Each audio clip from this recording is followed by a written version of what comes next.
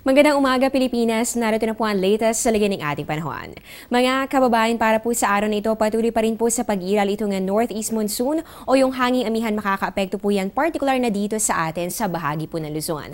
Base po sa forecast ng Pag-asa, inaasahan po natin dito sa may Cagayan Valley, ganoon din po sa Cordillera, Calabarzon, pati na rin po dito sa Bicol Region, probinsya po ng Aurora, at pati na rin dito sa may Samar ang pagkakaroon po ng maulap na kalangitan na magdadala naman ng mga may hinang pag-ulan.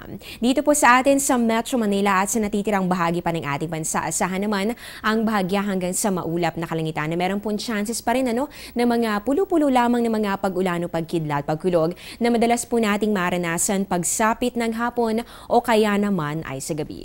At kaugnay nga po ng pag-iral pa rin nito nga northeast monsoon o hanging amihan, naglabas po ulit ng gale warning ang Pag-asa. Kabilang po dito ang eastern seaboard ng Luzon, pababa po dito sa eastern seaboard ng Visayas. Ibig sabihin po nito, inaasahan po natin dito ang maalon hanggang sa napakaalong karagatan na posible pong umabot yung taas ng alon ng 3.4 to 4.5 meters. Ibig sabihin po nito, hindi pa rin po pwedeng pumalaot o maglayag ang anumang mga maliliit sakyang pandagat.